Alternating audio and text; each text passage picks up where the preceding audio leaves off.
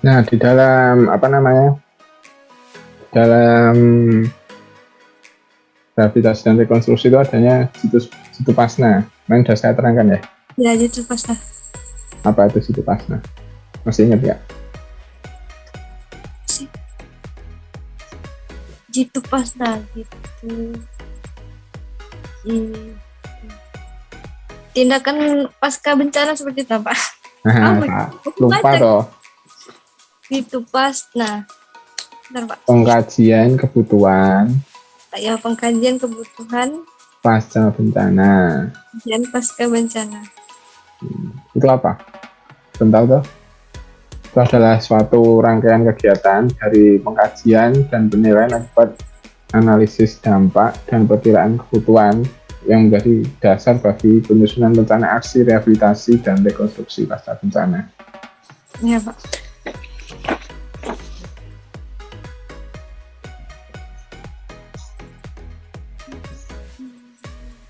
Saya share screen ya. Iya, Pak.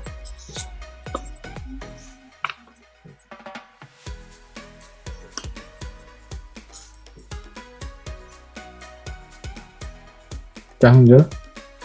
Iya, muncul, Pak. Nih ya, di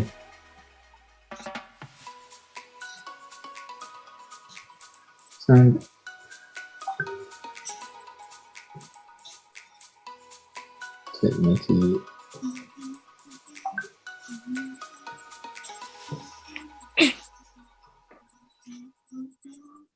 prinsip dasar dalam situ pasna itu merupakan proses yang partisipasif dengan melibatkan para pihak yang berkepentingan. Tahu maksudnya ini?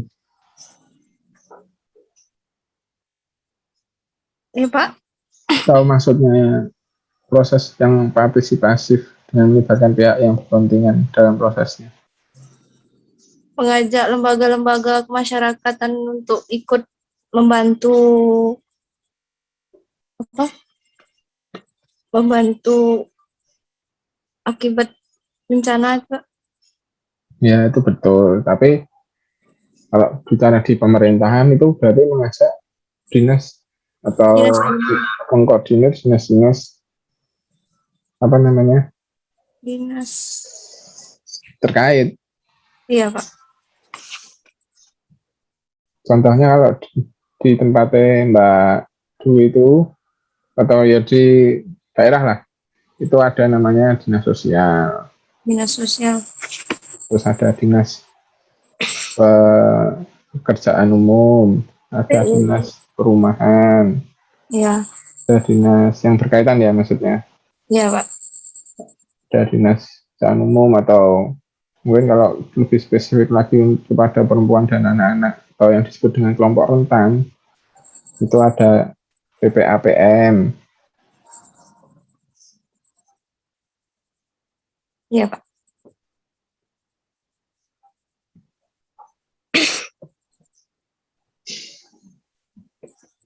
Jadi itu rohnya BPBD yang koordinatif tadi itu di situ. Udah baca Perda BPBD Kabupaten Kapahyang. Baca.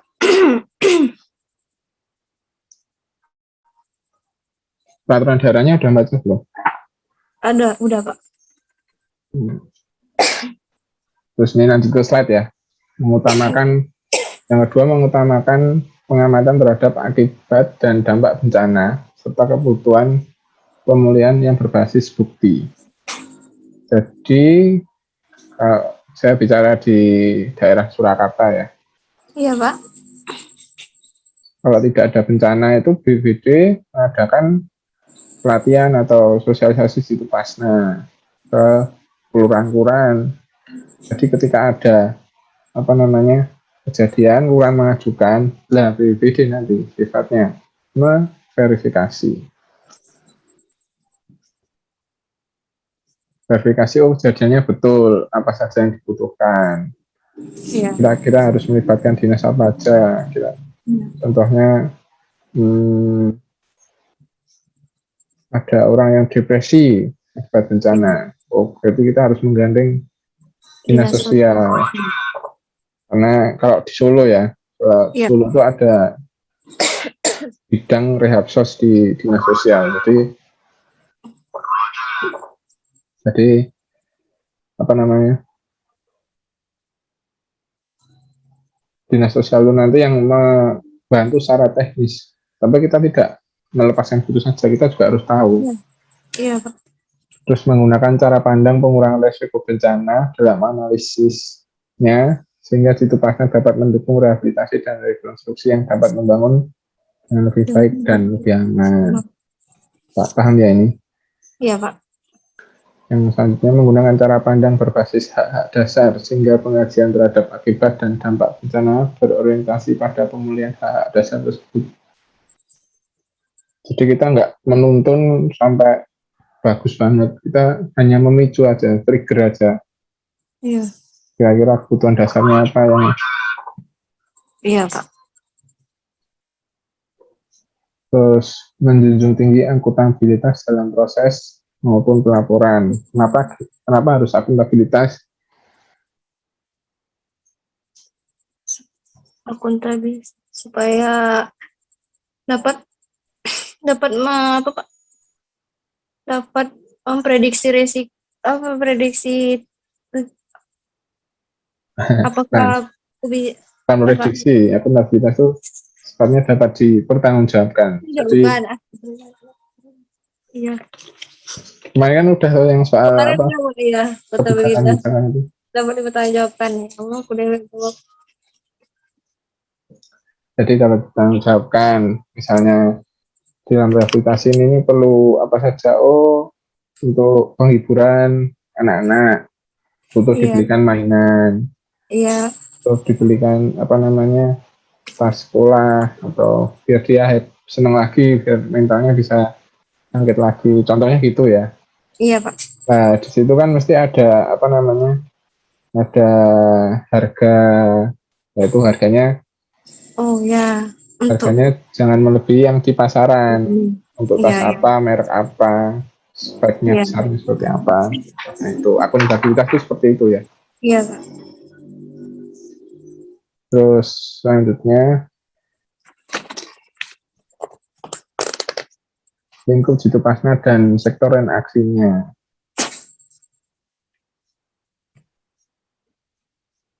Jadi hampir jitu pasna itu apa saja, dan rencana aksinya itu ya dari pengajian ini. Terus rencana aksinya ya sama dengan apa yang dihitung atau dikaji itu. Iya, Nah, lingkup jitu pasna.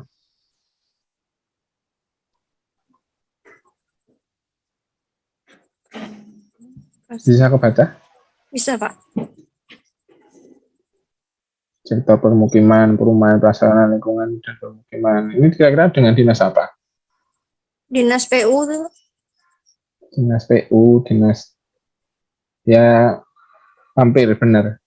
Iya, Kalau ya permukiman itu dinas kesehatan. Dinas sosial.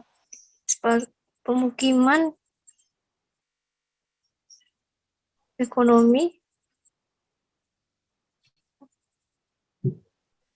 baca dulu. pemukiman, perumahan, prasarana. Pemukiman sama infrastruktur sama dinas Sebentar, PU. bedanya pemukiman dan infrastruktur apa? Pemukiman tempat tinggal.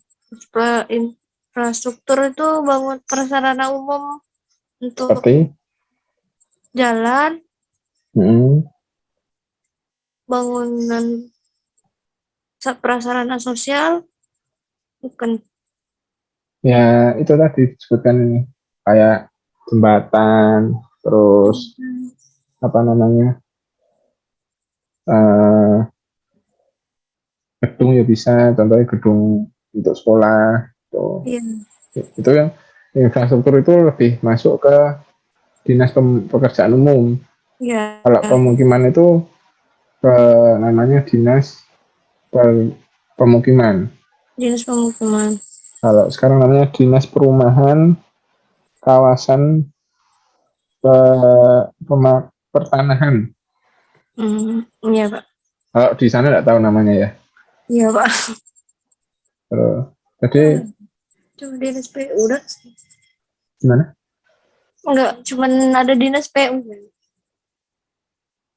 PU di Di sana cuma ada PU. Mungkin pemukimannya masuk di bidang PU ya. Iya Pak. Terus sosial ya itu tadi. Iya Pak. Jadi bisa melibatkan apa namanya pemuka agama, misalnya dia agamanya apa. Iya. Oh, dari pemuka agama dari agamanya dia bisa diajak kerjasama. Iya Pak. Ekonomi itu ya bisa membangkitkan lagi ekonominya dia. Lintas sektor tuh contohnya kerusuhan, lebih ke bencana sosial. Jadi setelah ada bencana sosial itu kita kan BPD mengkoordinir dari TNI Polri untuk memulihkan kondisinya seperti normal lagi. Iya Pak.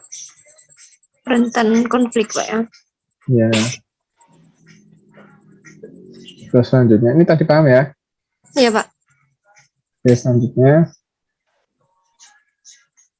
akibat bencana itu ada ini loh, Kerusakan, kerugian. gangguan akses, gangguan fungsi, meningkatnya risiko. Kita bahas satu-satu ya. Iya Pak. Misalkan perubahan bentuk pada aset fisik dan infrastruktur milik pemerintah, masyarakat, keluarga, dan badan usaha ya terganggu fungsinya secara parsial atau total sebagai akibat langsung dari suatu bencana. Misalnya kerusakan rumah, sekolah, Iya Pak. rumah sakit, pabrik, terus kalau kerugian, enggak, ini kerusakan itu juga bisa ke apa namanya kerusakan mental. Oh iya. Ini lebih ke masalah sosial ya. Iya Pak. Terus kalau kerugian meningkatnya biaya kesempatan atau hilangnya kesempatan untuk memperoleh keuntungan ekonomi. Kerusakan aset milik pemerintah sebagai pemerintah. Jadi karena dia depresi terkena bencana dia nggak bisa kerja lagi. Ya. Nah, apa namanya? Mungkin anak istrinya jadi nggak bisa makan, gitu. Iya. Terus kalau gangguan akses itu hilang atau terganggunya akses individu, keluarga, dan masyarakat terhadap pemenuhan kebutuhan dasar. Ini lebih ke ya, surplus ya. Iya. Gangguan fungsi hilang atau terganggunya fungsi kemasyarakatan dan pemerintahan akibat bencana. Jadi misalnya di suatu daerah orang kelurahannya kena apa namanya kena gempa semua. Iya. Ya maksudnya amit-amit bisa meninggal semua. Iya. Berarti kan fungsi pemerintahan di suatu daerah itu tidak bisa berjalan. Iya.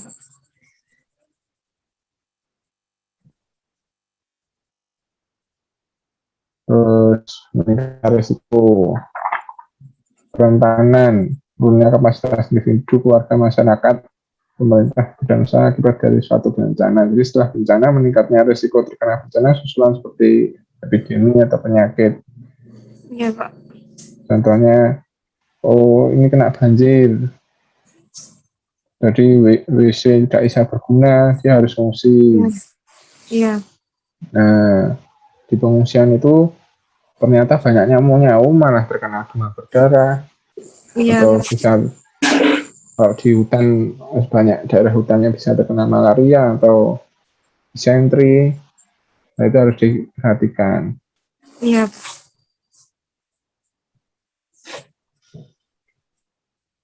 Pengkajian dampak bencana ini yang tadi situasi tadi ya.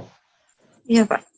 Dampak ekonomi adalah penurunan kapasitas ekonomi masyarakat di tingkat kabupaten atau kota setelah terjadi bencana yang berimplikasi terhadap produksi domestik regional bruto. Itu Pak. Ini yang ekonomi ya bisa dipahami. Iya, Pak. Kalau yang sosial nih dampak budaya adalah perubahan sistem nilai, etika, dan norma dalam masyarakat setelah bencana. Dampak sosial adalah perubahan struktur sosial dalam jangka menengah dan panjang. Jadi kalau berhubungan dengan anjab atau analisa jabatannya Mbak Dwi, Iya. itu lebih kepada apa namanya, supaya masyarakat tidak mengalami cultural shock. Iya. Pernah dengar Pernah, Pak. apa itu cultural shock? Ketegangan budaya. Enggak, itu dia kaget entah Iya. perubahan yang baru, contohnya harus pakai masker yang Benar, ya. biasanya salaman jadi nggak salaman. Iya, Pak.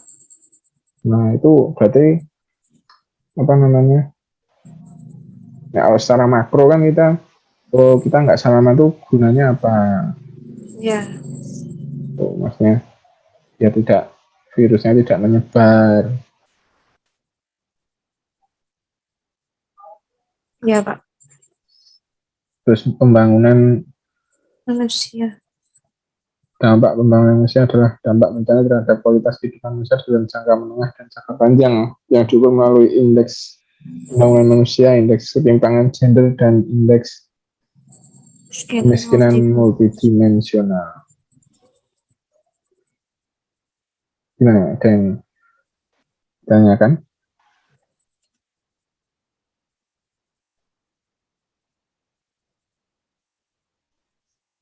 Contohnya, Pak.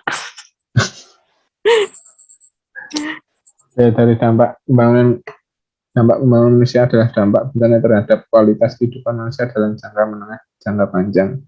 Iya, Pak. Indeks pembangunan manusia, indeks ketimpangan. Jadi, ya itu tadi, pembangunan manusia itu memberikan skill baru ketika dia tidak bisa bekerja lagi, ketika dia tidak bisa sekolah lagi, bagaimana dia bisa tetap tumbuh sehingga tidak terjadi ketimpangan. Iya. Misalnya tuh kalau gender kan masalah cowok cewek ya, Iya. misalnya Jenis kelamin. ya, biasanya kalau di bencana sosial itu yang diincar anak-anak atau Iya. perempuan. Nah itu bagaimana caranya perempuan itu, contohnya mana ya, di Afghanistan itu kayak Iya. apa namanya, kan Taliban tidak memperbolehkan wanita Iya. untuk bekerja. Nah itu mungkin Timpangan. termasuk bencana ya, itu bencana sosial ya jadinya. Biasanya dia bisa bekerja sih nggak bisa bekerja. Nah, itu Iya. nanti ada ketimpangan. Nah itu Iya. contohnya kita memberi pekerjaan, atau bukan memberi pekerjaan, memberikan skill yang baru pada perempuan, pada maksudnya supaya bisa tetap sama-sama sejajar. Iya, Pak. Kemudian Lingkungan. lingkungan, dampak terhadap lingkungan adalah penurunan kualitas lingkungan yang berpengaruh terhadap kehidupan manusia dan membutuhkan pemulihan dalam jangka menengah dan jangka panjang. Contohnya mana ini? Iya, Pak. Contohnya mana? Tahu nggak? Yang akibat apa? Longsor seperti itu, Pak. Kan tertutup akses. Kan? Betul. Jadi kayak yang jelas nyata itu kan dari di Jakarta. Iya, Pak. Jakarta itu kan sampai digugat dong pemerintahnya Iya, karena Pak. tidak bisa memberikan kualitas udara yang baik pada Iya. warganya. Akhirnya kan Provinsi Jakarta membuat apa namanya, peraturan bahwa harus memakai mobil listrik atau tidak, intinya supaya polusi udara berkurang. Iya, Pak. Betul. Bebas kendaraan seperti itu, Pak, ya. Ya, Iya. mbaknya sendiri nih. Enggak sama teman. Oh, temennya juga anu toh. Enggak.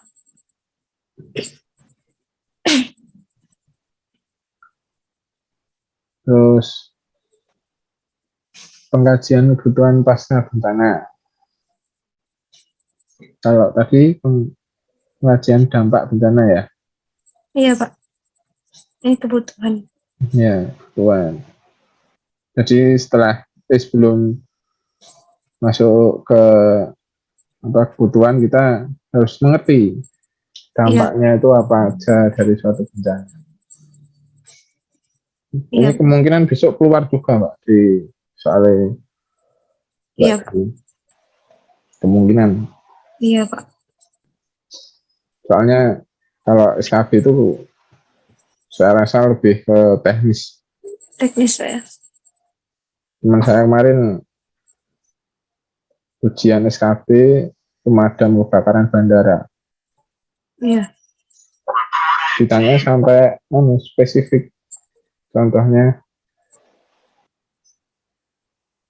di bandara kelas 1 itu iya. minimal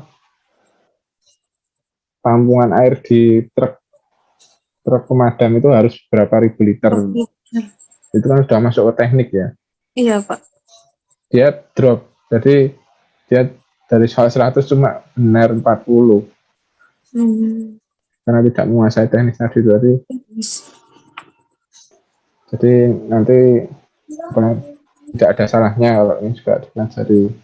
Tapi Iya, yang Pak. jelas apa yang saya terangkan dari awal bencana itu apa, terus tentang kebijakan masalah sosial itu juga ya gimana ya, namanya ikhtiar ya. Iya, Jadi Pak.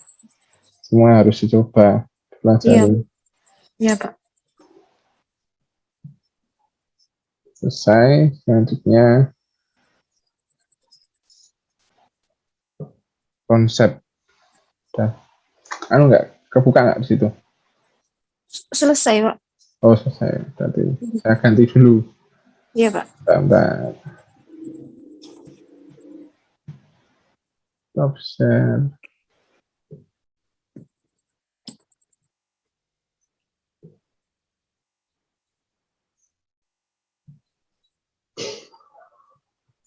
Udah ganti. Iya, Pak. Konsep dasar pengkajian kebutuhan pasca bencana. Hmm. Ini lebih ke teknis. Iya, Pak.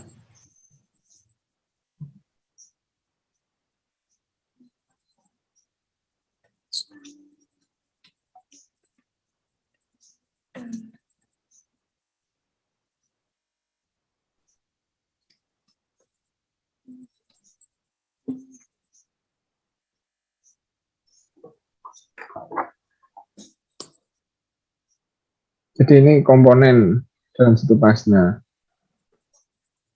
Jadi pengajian apa tadi? Kebutuhan pasca bencana. Nah, Dala itu apa, Pak? Dala itu lebih kepada halo, Iya, Pak. Bentar, Pak. Iya, Pak. pakai anu toh HP itu, Pak. Iya, Pak. Hilang nggak ini anunya? Ada, Pak. Slide-nya ada.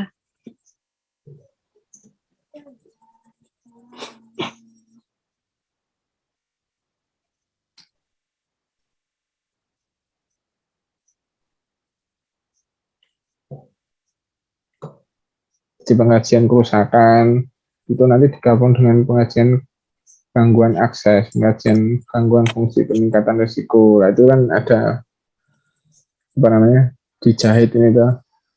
Iya, Pak. Nah ini harusnya digabungkan. Jadi supaya apa kajiannya itu benar-benar pas gitu. Berdasarkan tadi loh, berdasarkan bukti. Iya.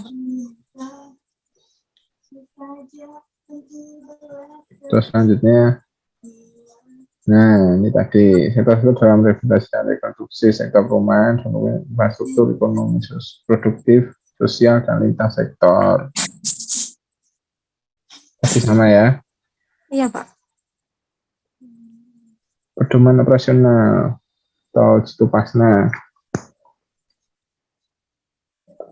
Jadi Partisipasi. prinsipnya itu partisipasif. Partisipasi itu tidak hanya dari BPD aja, Tapi dari masyarakat, ya, lembaga, ya dinas-dinas lain, pemerintah, iya, dinas-dinas terkait, dinas teknis, iya, terus lebih kepada pengurangan risiko bencana. Jadi supaya bencananya itu kalau bisa tidak terulang lagi, atau kalau terulang misalnya bencana alam ya kan kita nggak tahu, kayak iya, gempa itu iya, bisa risikonya tidak separah yang pertama.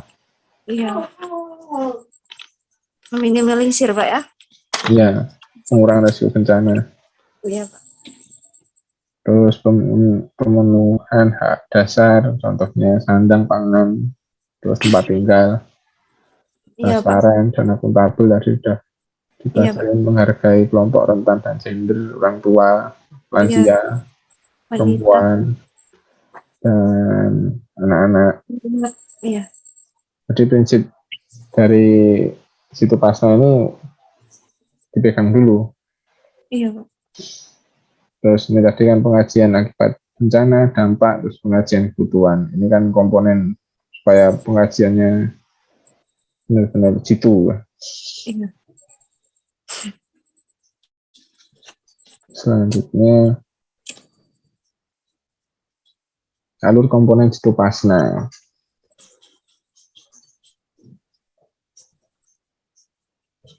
Ini ada bencana. Iya. Sebab menyebabkan kerugian, kerusakan. Kehilangan akses. Yes, Ini nanti ya. ya Mbak, Iya, Pak. dibaca lagi tentang kerusakan itu apa, kerugian itu apa, kehilangan Iya, Pak. akses, gangguan, terus Iya, peningkatan risiko itu nanti dipahami lagi ya. iya, Pak.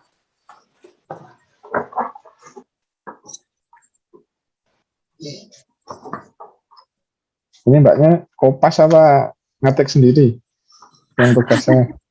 Ada kopas juga, Pak. Nah, salah kemarin. Harusnya saya suruh tulis tangan. Iya, Pak. Beneran, saya dulu kuliah ya gitu. Kalau Iya, tugasnya Pak. tulis tangan jadi Berarti baca. ingat. Iya, Pak.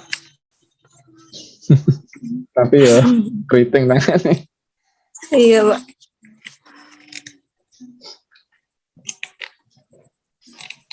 Terus masuk ke slide lagi, pengajian dampak bencana, ada ekonomi dan fiskal, sosial, budaya. Ini paham ya? Iya, Pak. Terus pengajiannya tadi lebih mengarah ke perbaikan pembangunan, stimulasi, penyediaan bantuan, pemulihan proses. Orang-orang sih. Jadi kajian ini lebih fokus ke sini. Apa yang rusak kita bangun, stimulasi Iya. itu supaya men-trigger lagi lebih kepada SDM ya, atau manusia yang tinggal di situ yang terkena dampak bencana itu bisa bangkit lagi. Bangkit. Iya, Pak. Terus nanti akhirnya ke penyusunan bencana ini. Nah, ini nanti juga membutuhkan anggaran. Nah, penyusunan bencana, hasil rehabilitasi dan rekonstruksi ini yang diajukan ke wali kota untuk dimintakan anggaran. Iya. Jadi kan nggak bisa nggak tambah anggaran, benar nggak? Iya, nggak bisa. Terus apakah aspek penghidupan yang terganggu Aspek dari dampak sosial, bencana? aspek ekonomi, sosial, Infrastruktur, nih apalagi komponennya. perubahan bentuk pada fase fisik, struktur milik pemerintah, masyarakat, warga, dan bangsa sehingga terganggu sosial. Ini tadi udah ya. Iya Pak, udah. Nah, contohnya kerusakan Kerusakan kerusakan bangunan. hmm. Nah, seperti ini kan kalau nggak segera ditangani bisa tambah Iya, parah. iya Pak. Makanya tadi kan kajian itu lebih supaya tidak menambah risiko, mengurangi risiko. Mengurangi resiko. Jadi ya kalau bentuknya fisik ini gampang ya, dia dibenerin lagi gitu lah. Tapi Iya, kalau sosial itu kan nah, soal manusia kan beda-beda kan. udah Otomatis ya. perlu apa, makanya Damping. perlu orang pendamping. Iya.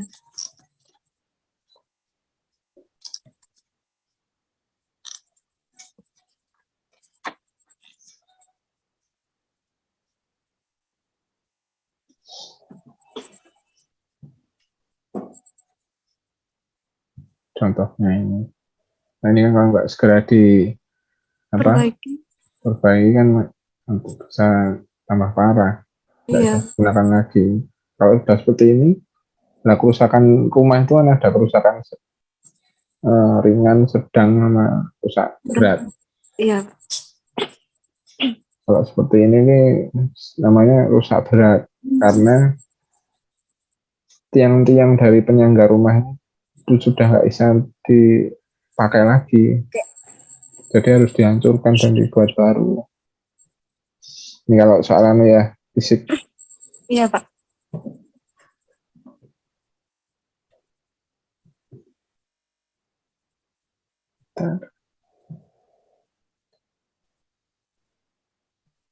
Contoh-contohnya. Iya Pak.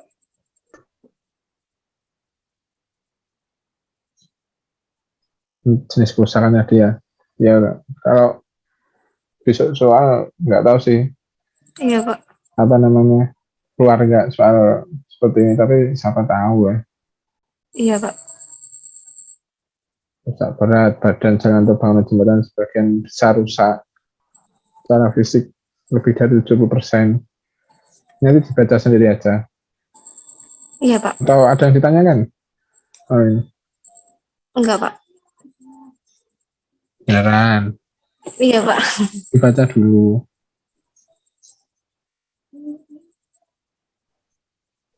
Rusak berat tuh sudah beneran apa? Nggak bisa lagi diakses ya. Rumah, jalan. Hmm, Rusak sedang tuh masih strukturnya itu masih ada. ya. Tapi kayak kalau jembatan itu, oh yang bagian tengahnya hilang. Iya, Tapi strukturnya yang bagi masih ada. iya, Kalau rusak ringan ya semakin apa sedikit lagi lah yang rusak. iya, Nah, apakah kehidupan yang terganggu?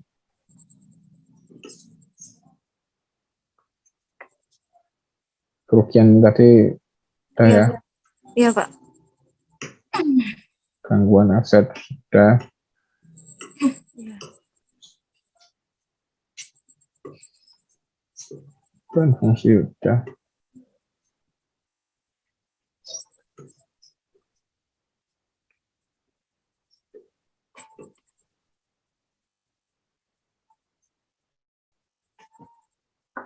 Wah. Oh.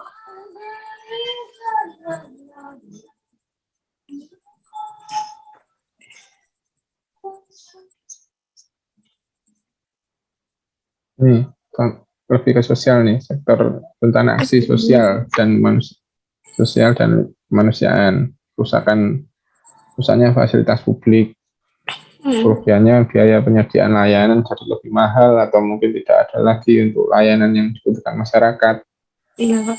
Gangguan akses layanan sosial, harga jarak dan budaya yang jadi berubah. Gangguan penyelenggaraan layanan, ya kayak yang tadi saya contohkan ya. Peningkatan resikonya akibat tempat yang tidak aman, yang orang jadi stres. Iya.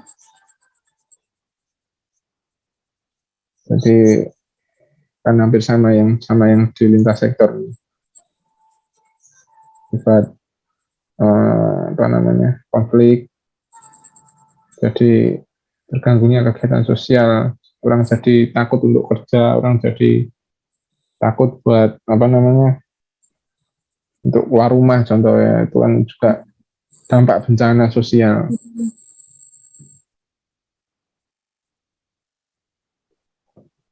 Contoh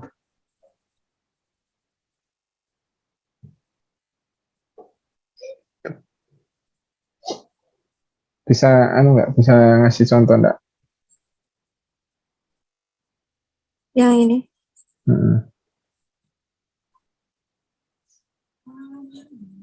Nanti latihan sendiri aja ya. Iya, Pak.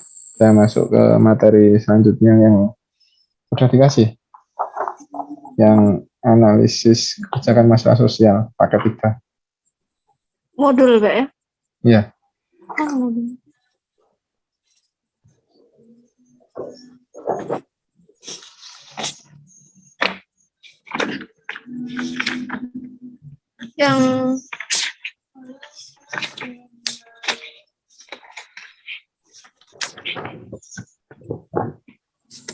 Yang kewenangan itu, Pak, soal pertama.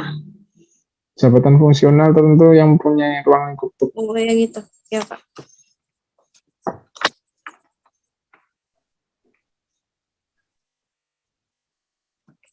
Ada, Pak.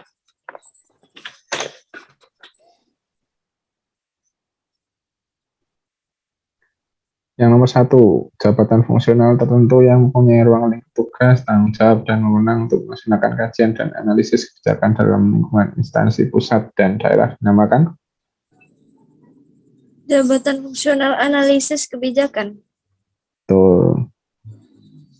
Terus pegawai negeri sipil yang diberikan tugas, tanggung jawab, wewenang untuk melaksanakan kajian dan analisis kebijakan dalam lingkungan Instansi pusat dan daerah disebut analis kebijakan. Betul.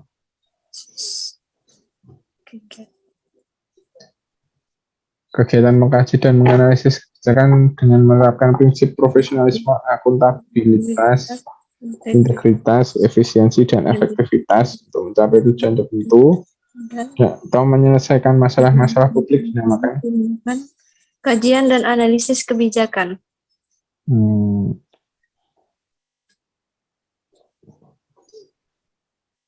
Dari kata kaji tadi ya. Iya, Pak. Terus satuan nilai dari tiap butir kegiatan dan atau akumulasi nilai butir kegiatan yang harus dicapai oleh pejabat fungsionalis analis kebijakan. Angka kredit, Pak. Betul, gampang ya ini. Iya, Pak. Angka debit itu apa ya? Terus tanda kehormatan oleh pemerintah berupa satya rencana karya satya sesuai peraturan perundangan disebut tanda kehormatan. Tanda kehormatan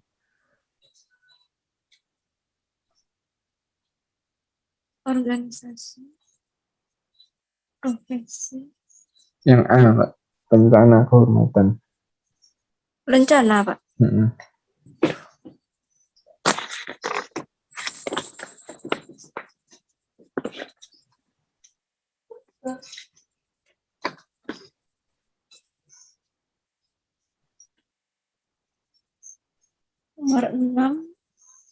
Nomor 6, organisasi profesi analis kebijakan dinamakan organisasi kebijakan. Organisasi profesi, Pak. Terus nomor 7, jabatan fungsional analis kebijakan termasuk dalam rumpun manajemen, Pak. Kenapa manajemen? Apa? Mengkaji seperti itu, Pak. Mengkaji dan analisis. Oh, betul. Ya betul. Jadi kan ada kata-kata menganalisa itu kan Iya, Pak. manajemen banget. Manajemen. Jadi semua itu kan, kalau manajemen itu kan mulai dari apa permasalahannya, Iya. terus apa yang kita punya. SWOT pernah dengar? Apa, Pak? SWOT Enggak. itu singkatan bahasa Inggris sih. Jadi kita harus mengetahui masalahnya, Iya. kekuatan kita apa saja, Iya. maksudnya apa yang kita punya. Iya, Pak. Terus O itu opportunity, kesempatan. Kesempatan. Jadi berapa besar kesempatan kita untuk mensukseskan rencana kita itu. Terus threat itu ancaman. Macam. Contoh ancaman tuh gini, kalau kita punya contoh di apa mbaknya bekerja besok ya, Iya, Pak. Insya Allah. ancam, amin. Amin. Contohnya ancaman eh, saat kita mengkaji kebutuhan pasca bencana itu, ternyata ada apa LSM yang mengganggu, atau bukan LSM ya, kelompok kelompok yang tidak bertanggung jawab yang ingin mengganggu. Nah, itu kita harus tahu itu Iya, apa Pak. kira-kira dia mau mengganggu apanya, dan supaya kita bisa tahu untuk mengatasinya itu seperti apa. Jadi SWOT itu. Iya, Pak. Nanti saya lupa yang SW-nya, cari lagi di internet. Iya, Pak. Terus nomor 8, berdasarkan pasal 3 ayat 1 Permen PAN RB nomor 45 tahun 2013, analis kebijakan menyebutkan sebagai Pelaksana fungsional di bidang kajian dan analisis kebijakan. udah dikerjakan apa baru aja ini? Udah dikerjakan separuh. Oh, udah searching tadi. Iya. Udah baca-baca. Ya, harus. Iya, Pak. Selanjutnya, melaksanakan kajian dan analisis kebijakan merupakan Tugas dan kewajiban analis kebijakan melaksanakan kajian dan analisis kebijakan. merupakan Tugas dan kewajiban analis kebijakan. enggak, kalau di pemerintahan itu ada yang namanya tupoksi. Fungsi. Tugas pokok dan fungsi. Nah, Iya. tapi yang jawabnya yang mana? Yang C, Pak. Yang situ. Terus menyusun petunjuk teknis pelaksanaan jabatan fungsional analis kebijakan merupakan kewajiban Instansi pemerintah. instansi pemerintahan, udah tempatnya dia bekerja. Instansi pembina. Nah, tuh. Terus jenjang jabatan fungsional analis kebijakan dibagi menjadi 4. Wah, ini yang bukan jenjang jabatan fungsional analis kebijakan adalah Analis kebijakan terampil. tuh. Ini anu ya, Iya, Pak. baca-baca aturannya ya supaya apa. Iya, Pak. Nah, tapi ya itu soal teknis tadi. Iya, Pak. Jadi Belajar memang bebannya mbaknya nanti juga berat ya. Tapi jangan dibuat menjadi beban banget. Iya, Pak. Dah pasrah, ya enggak pasrah, mesti serahkan Iya. sisanya kepada Tuhan.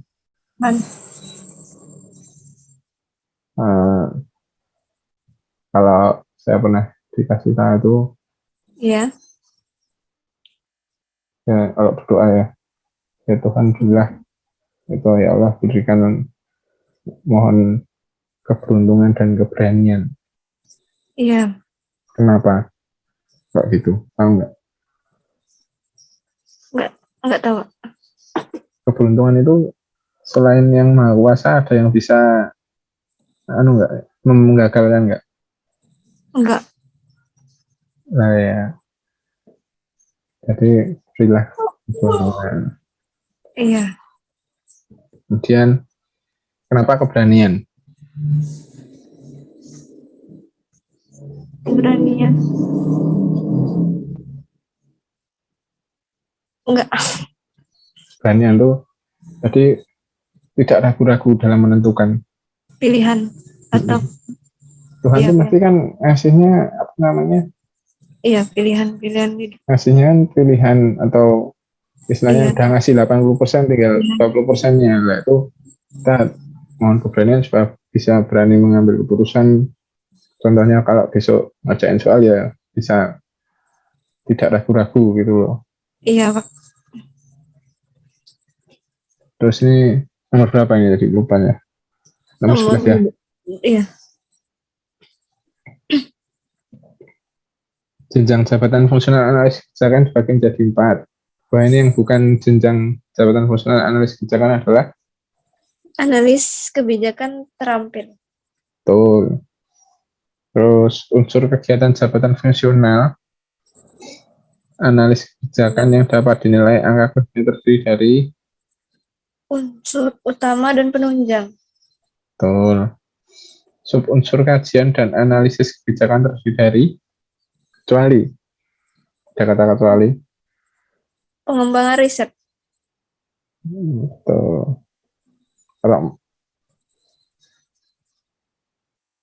Kalau unsur apa namanya melakukan riset dan analisis kebijakan itu apa? Unsur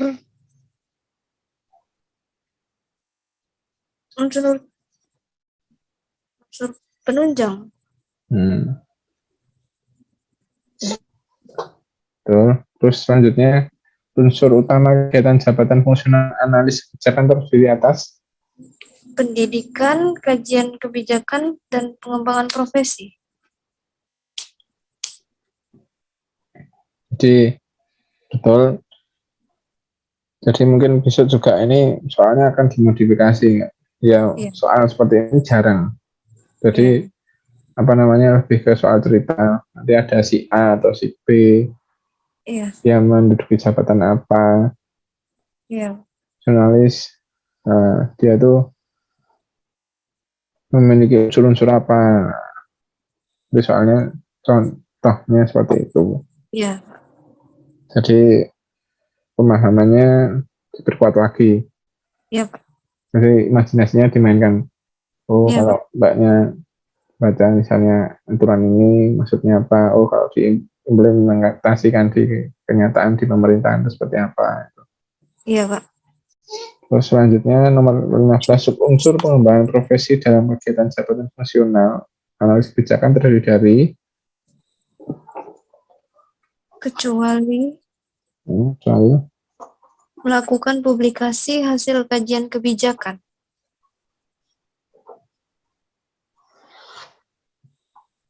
betul. Jadi subunsur pengembangan profesi dalam kegiatan jabatan fungsional analisis kebijakan kan nggak mungkin kita melakukan publikasi. Publikasi itu kan ada apa jabatan lainnya. Iya, Terus nomor 16 mengajar, melatih pada diklat kebijakan, peran aktif seminar, yang masuk yang unsur penunjang. menunjang. Satu, dua, tiga. Yang tadi kan? Ya, betul. Jadi pengurus anggota dalam proses analisis kebijakan. Betul. Selanjutnya nomor 17, pada awal tahun, setiap analis kebijakan wajib menyusun sasaran kinerja atau SKP yang akan dilaksanakan dalam 1 tahun berjalan. Dalam menyusun SKP harus berdasarkan Tugas pokok analisis kebijakan. Analisis. betul. Mbaknya udah buka apa itu jabatannya mbaknya? Udah baca-baca dikit. Mbaknya harus ngapain besok? Udah tahu toh? Iya, Enggak misalnya di jabatan itu ngapain aja itu udah baca toh? iya baca-baca. Apa aja kalau yang dari mbaknya yang baca itu? Tugas pokok analis kebijakan dari staf rehabilitasi permasalahan sosial itu apa? Yang itu belum sampai situ. Belum sampai situ.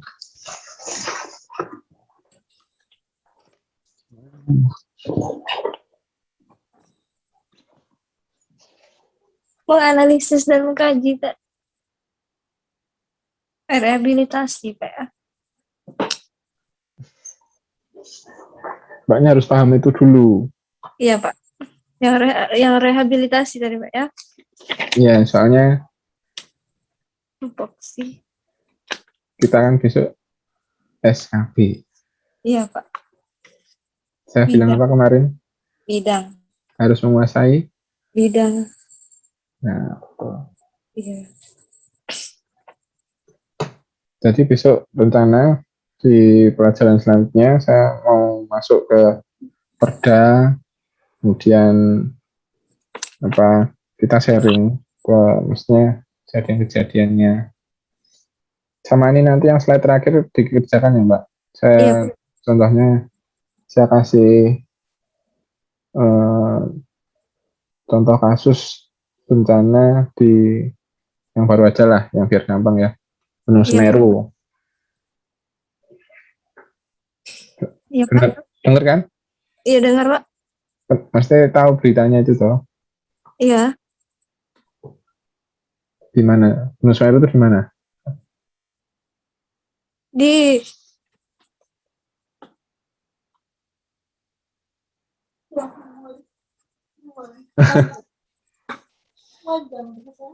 Jawa Timur Pak. Kabupaten? Lumajang. Ya benar Lumajang. Wah, mbaknya dibantu nih. Iya Pak.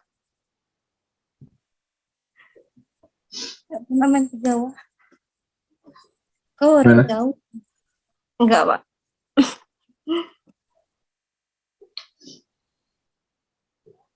Mbaknya belum pernah ke Jawa? Belum pernah Pak. Oh. Belum pernah nyebrang pulau. Jakarta pun belum pernah berarti? Belum pernah Pak. Aduh. Saya ajak ke Sumatera ya belum pernah. Aduh, sama. Kita kembali lagi ke modul. Iya Pak. Jumlah angka kredit yang harus dikumpulkan untuk kenaikan pangkat atau jabatan analisis kebijakan untuk unsur utama yaitu 50%. nanti mbaknya gajinya kurang. Iya Pak. Kalau 50%, 80% mbak, di atas 75%. Oh. Apa?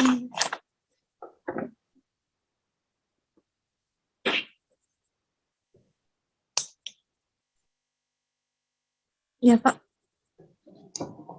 Terus jumlah angka kredit yang harus dikumpulkan untuk kenaikan pangkat atau jabatan analis kebijakan untuk unsur penunjang yaitu 50 Pak.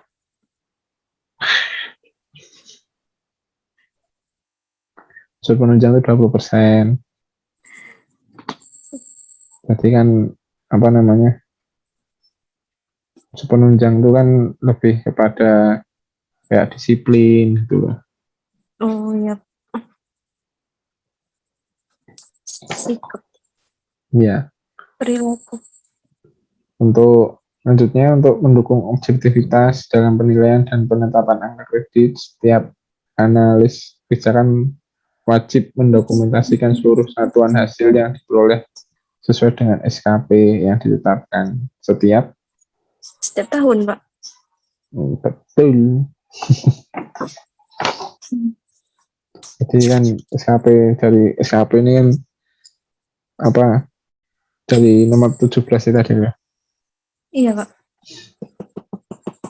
Nah, untuk mungkin di tahun 2021 dengan aturan penerapan RP yang baru, jadi ABK-nya apa, angka kreditnya Mbak Dwi nanti kalau misalnya jadi itu berdasarkan SOP apa yang telah dijalankan Mbak Dwi, dan dari SOP-nya itu dijalankan enggak gitu.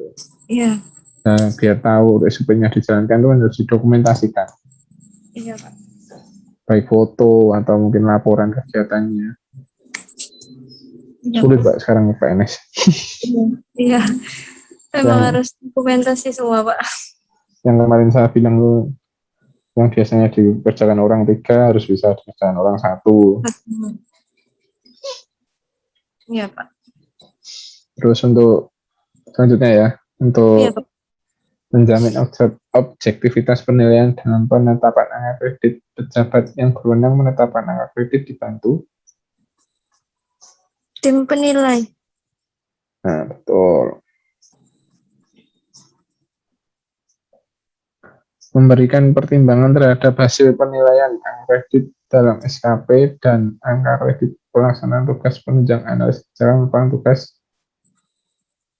Tim pertimbangan. Tim pembina. eh, mulai ngantuk ini. Enggak. Tim penilai. Tim penilai. Baca lagi ya Mbak aturannya. Enggak. Nanti mungkin kalau pas apa namanya di soal bunyinya nggak gini. Iya. Si A telah apa namanya melakukan penilaian SKP terhadap si B dan angka kreditnya si B. Maka si A ini disebut apa? Gitu. Oh, iya, Pak. Penting konsepnya harus tahu dulu ya. Iya, Pak. Terus penilai bagi pimpinan instansi pusat dan pejabat eselon 2 yang ditunjuk sebagai pejabat yang berwenang menetapkan angka kredit selanjutnya disebut Tim penilai instansi. betul. Selanjutnya tim penilai bagi kepala lembaga organisasi negara atau pejabat eselon 1 yang ditunjuk sebagai pejabat yang berwenang menetapkan angka kredit yang selanjutnya disebut Tim penilai pusat. betul, ada kata-kata pusatnya ya. Iya, Pak. Karena eselon 1 itu adanya cuma di kementerian Kementerian. atau di pusat ya. Iya, Pak. Soalnya. Tim menilai bagi sekretaris daerah provinsi atau pejabat eselon 2 yang ditunjuk sebagai pejabat yang berwenang menetapkan angka kredit yang selanjutnya disebut Tim penilai provinsi. nah betul. Di provinsi itu sekda, provinsi atau di daerah kabupaten kota itu sekda itu eselon 2. Eselon 2, Pak ya. Untuk eselon 1 adanya cuma di kementerian. Kementerian.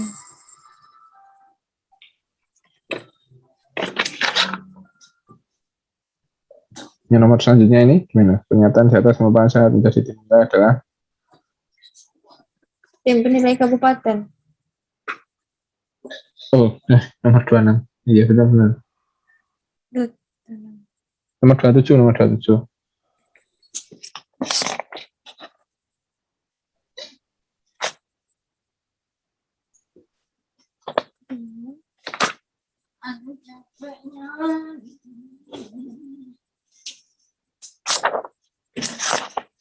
Dua dan 3.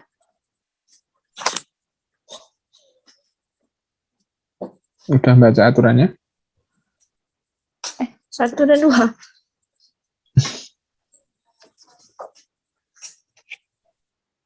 Tim menilai kan harus menduduki jabatan paling Iya, rendah Pak. sama dengan jabatan pangkat pengawas kebijakan yang dinilai, Iya. memiliki keahlian serta kemampuan untuk menilai prestasi kerja. Ini mesti juga apa diseleksi loh. Iya. Terus dapat aktif melakukan penilaian, itu yang utama. Jadi 1, 2, dan 3. Iya, ada 1, 2, 3. Deh. Yang nomor selanjutnya baca. Pernyataan di atas yang sesuai dengan susunan keanggotaan tim penilai adalah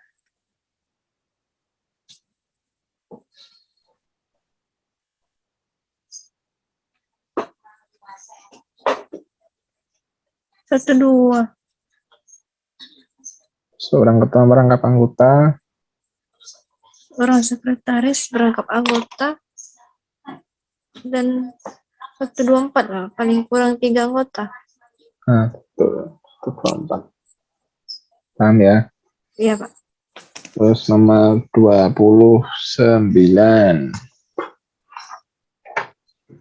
Pernyataan di atas yang menetapkan pembentukan dan susunan anggota tim penilai adalah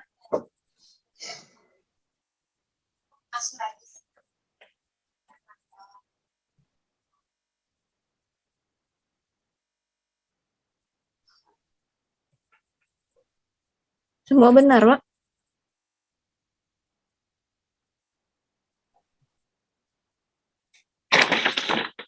Betul. Yang menilai itu minimal sejajar atau di atasnya. Iya. Masa jabatan anggota tim penilai. Ini juga soal dari peraturannya. 2 tahun. 23. 3 tahun. 3 tahun, Pak. Baca lagi ya. Nanti. Iya, Pak. PNS yang sudah menjadi anggota selama 2 masa jabatan dapat dipilih kembali apabila sudah melampaui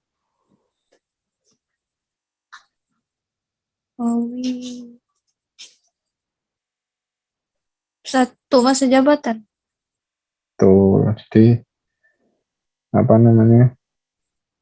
Dia Ya. jabatannya ganti lagi 1 kali, pilih lagi ke yang sebelumnya bisa. Iya, Pak. Terus yang bertugas mencari ganti anggota tim yang ikut dinilai adalah ada kata anggota dan ada kata nilai. Ketua tim penilai. Nah, selanjutnya pegawai negeri sipil yang diangkat untuk pertama kali dalam jabatan analis kebijakan harus memenuhi syarat sebagai berikut ini kecuali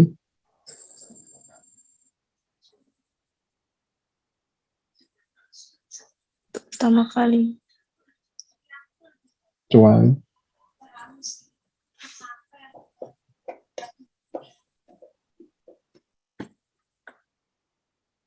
Yang B udah, kecuali. Yang E. Yang C kalau pertama kali masa langsung menjadi pengurus.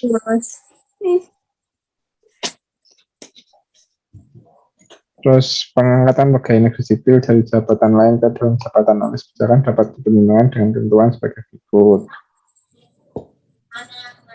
Yang mana ini? Yang C. Pen. Betul, C. Soal terakhir, kompetensi yang harus dimiliki seorang analis kebijakan yaitu Kompetensi analisis dan kompetensi politik. tuh kayak soal apa sebelumnya, modul sebelumnya ini. Iya, Pak. Dari pertemuan ini ada yang ditanyakan? Enggak, Pak. Soal ditupasna, soal rehabilitasi dan rekonstruksi ada yang ditanyakan? Enggak, Pak. Saya mau apa ngecek dulu tugas dari saya kemarin.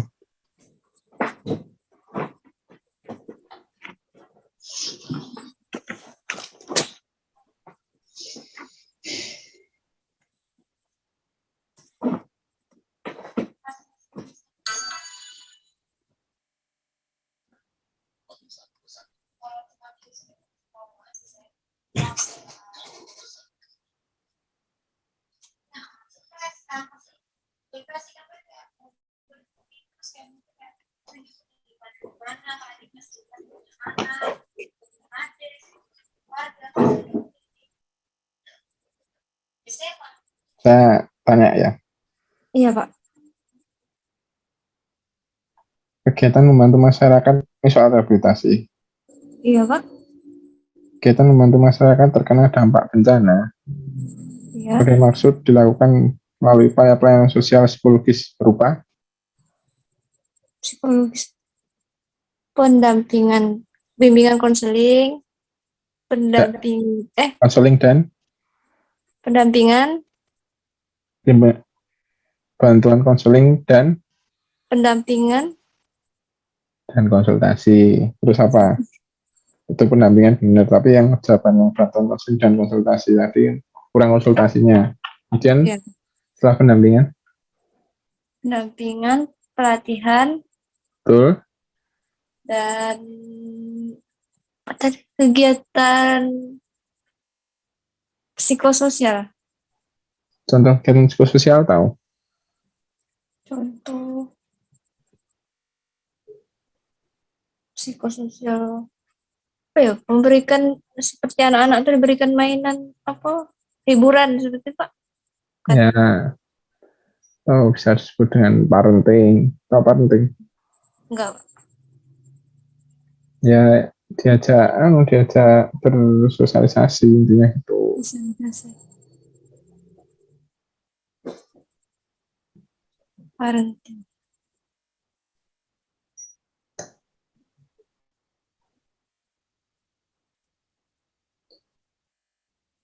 Kalau di pelayanan kesehatan ada nggak, ada pengaruhnya nggak ke sosial, ke rehabilitasi permasalahan sosial? Ada Kenapa? kondisi fisik yang sehat itu kan menentukan juga ke mental, Jiwa ya. ya, jiwa, Pak.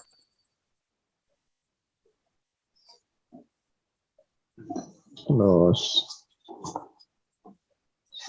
ya masuk ke rekonstruksi.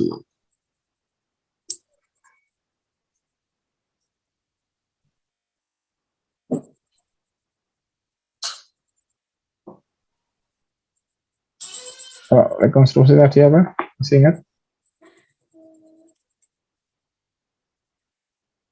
Perumusan kebijakan, usaha-usaha, Dan usaha. usaha-usaha perbaikan, Jadi di rekonstruksi ini lebih kepada kita melepaskan, melepaskan, ya, Pak. melepaskan. Kalau rehabilitasi kan masih pendampingan. Kalau Pendampingan, rekonstruksi itu kita cuma trigger aja, ya, udah kamu hidup normal seperti sebelumnya. ya. Hmm.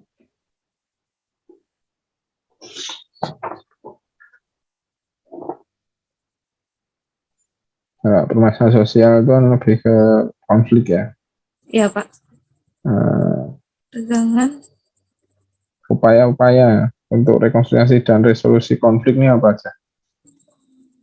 apa, melalui apa, persuasif dengan tokoh adat, tokoh masyarakat, begitu, Pak.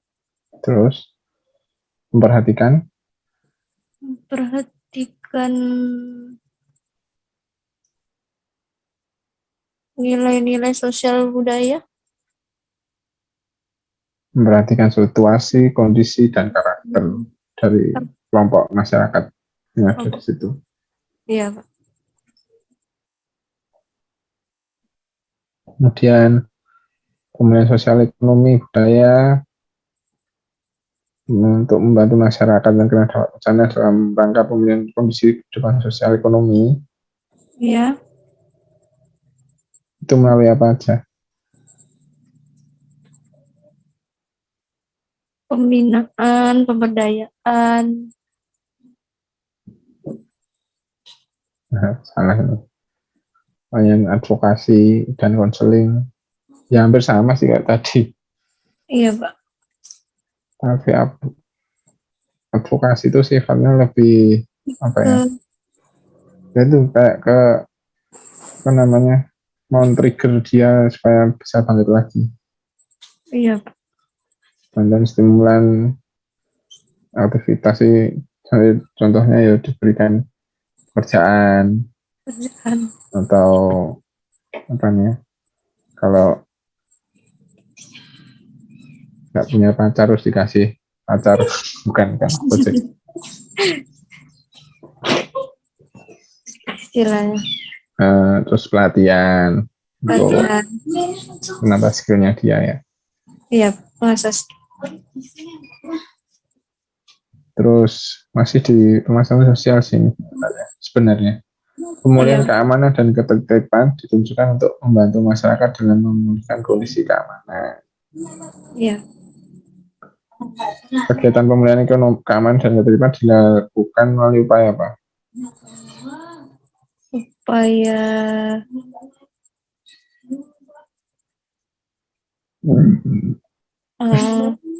mengaktifkan kembali fungsi lembaga keamanan, Hmm. dan meningkatkan peran serta masyarakat hmm, dalam kegiatan pengamanan dan ketertiban, koordinasi instansi atau lembaga yang berwenang di bidang keamanan dan ketertiban. Instansi apa aja yang kalau organisasi perangkat daerah apa aja yang menaungi keamanan dan ketertiban Bisa di dari bisa dari Satpol PP, Babin Kamtipmas. OPD itu perangkat daerah ya, yang di bawah Pemda. Babin kan di bawah Polri. Iya, di masyarakat itu pos kabling, tapi Lembaga yang berwenang di keamanan dan ketertiban itu ketua-ketua ada ketua Satpol, ada oh, BPBD, BPD, ada pemadam kebakaran. Damkar juga masuk ya? Kalau di sini damkar dinas sendiri sih, kalau di sana nggak tahu. Enggak, Kalau keamanan kan lebih ke Satpol sih. Satpol ya. Saya Satpol. Wipol.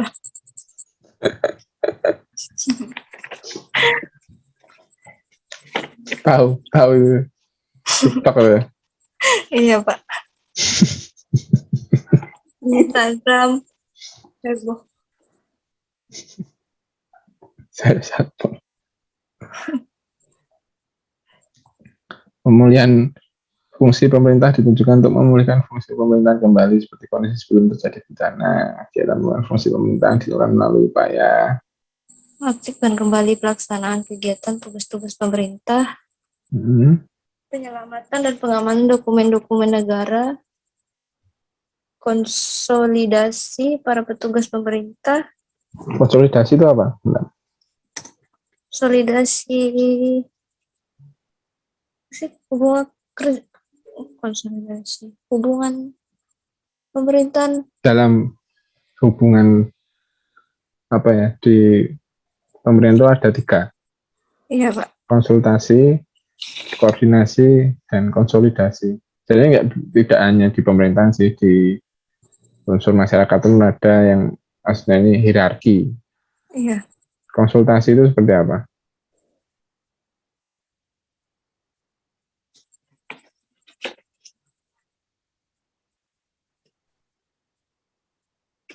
Konsultasi Saya terangkan aja langsung ya. Konsultasi itu dari bawahan ke atasan.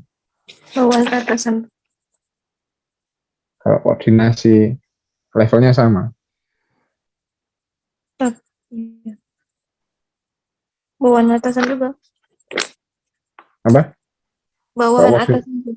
Koordinasi itu levelnya sama. Maksudnya OPD, BPD dengan dinas sosial itu koordinasi namanya. Kalau OPD, BPD dengan sekretaris daerah atau Pak Sekda itu namanya konsultasi. Iya Pak. Kita nggak mungkin kita ajak koordinasi Pak Sekda Iya Pak. atau Bu Sek. Di sana Sekdanya cowok apa cewek? Nggak tahu tuh. Nggak tahu. Kelurahan. Sekda itu sekretaris daerah. Iya Pak. Itu di bawah bupati dan wakil bupati. Nah, kalau konsolidasi Iya. itu sifatnya ke bawah, jadi BPD ke wilayah kelurahan-kelurahan. Iya. Kira-kira yang masih tersisa di situ apa yang diperlukan. Iya, Terus lanjut pemulihan fungsi-fungsi dan peralatan pendukung tugas pemerintahan. Ini nanti dibaca lagi aja ya. iya Pak. Pemulihan fungsi pelayanan publik ditujukan untuk memulihkan kembali fungsi pelayanan kepada masyarakat pada kondisi seperti sebelum terjadi bencana. Kegiatan pemulihan fungsi pelayanan publik sebagai maksud dilakukan melalui upaya Rehabilitasi dan pemulihan fungsi prasarana dan sarana pelayanan publik. Mengaktifkan kembali tugas pelayanan publik pada instansi atau lembaga terkait. terus Pengaturan kembali fungsi pelayanan publik. tuh. Selanjutnya Rekonstruksi. enggak, maksudnya selanjutnya yang keempat. Yang keempat,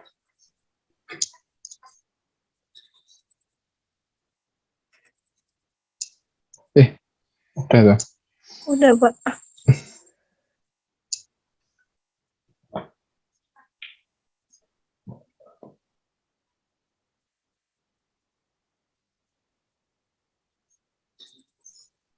Partisipasi tadi ada ya di poin E ini tadi ya.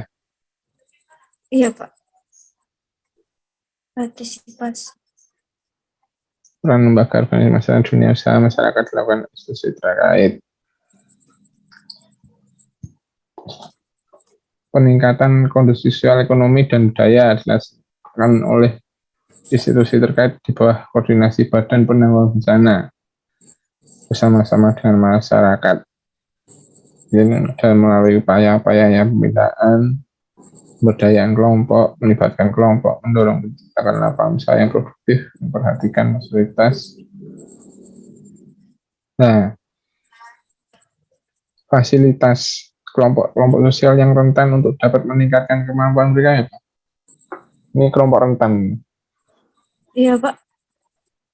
yang poin E ini loh. Memperhatikan dan memfasilitasi kelompok sosial yang rentan untuk dapat meningkatkan kemampuan mereka ini.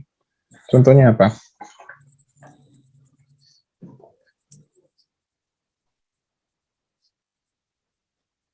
Kelompok rentan. Kelompok rentan itu apa lah? Saya tanya. Kelompok rentan yang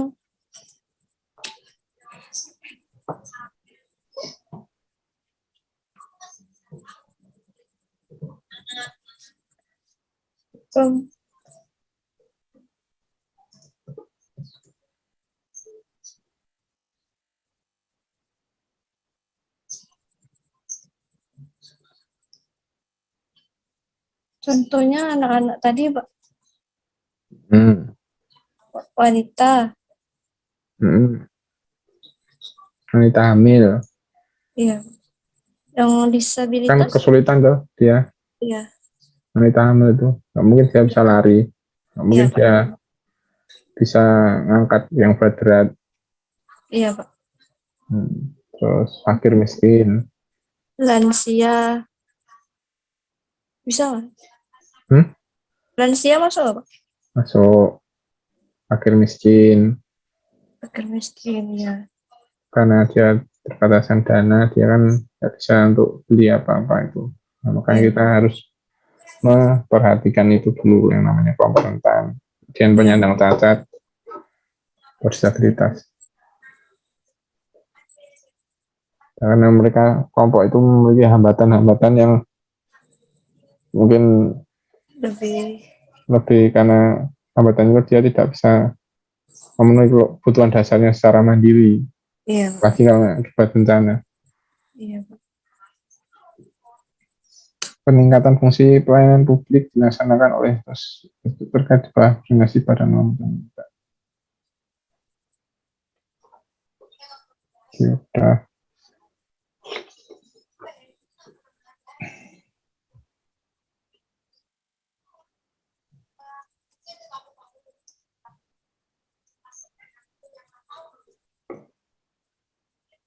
Ini kamu salah nih. Sumbernya kan bukan Undang-Undang Nomor 11 tahun 2008.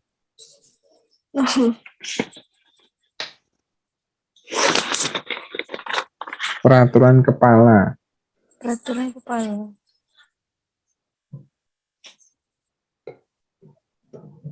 Lembaga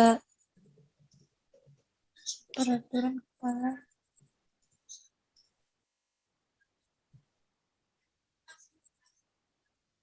Peraturan kepala BNPB tentang tentang rehabilitasi dan koordinasi. PNPB. Hmm? Iya Pak, PNPB. Kepala PNPB. Yang nomor 21 tahun 2008 ini juga bukan undang-undang, namanya peraturan pemerintah. Peraturan pemerintah. Nomor 21 tahun 2008.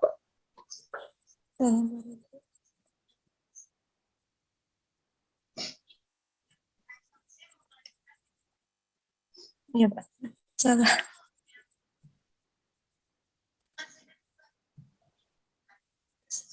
Saya kasih tugas lagi boleh? Iya Pak, Boleh apa mau? boleh Pak.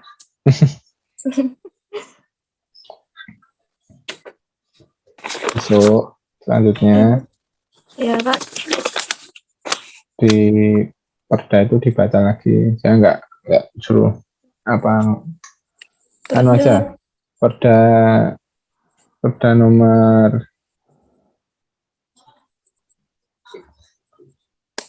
Peraturan Daerah Kabupaten Kepahyang nomor 6 tahun 2016 tentang apa? Penanggulangan bencana. Nah, betul. Itu kan ada 50 halaman. Iya Pak. Nah, supaya konsep pikirnya sama dengan di daerah, Iya. mbaknya mempelajari yang pasal 1 itu yang ketentuan umum, Iya. mungkin hampir sama ya dengan yang di pusat, tapi Iya, ada. dibacalah istilah-istilah itu, Iya Pak. karena nanti soalnya juga seputar ini Iya Pak.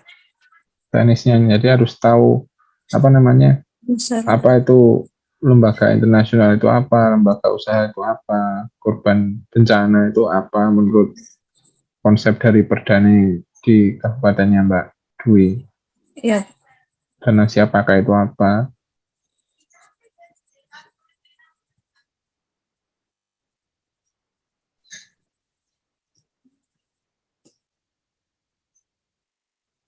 Tanggung jawab dan wewenang.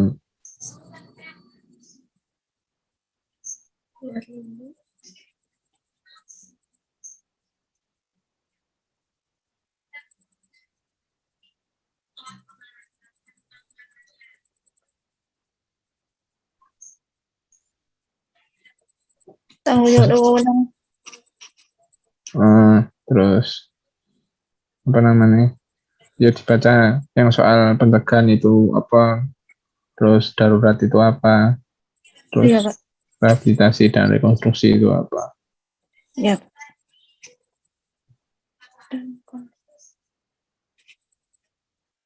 Bosan nggak Mbak belajar, saya bimbing belajar ini? Enggak Pak. Tambah paham apa tambah pusing?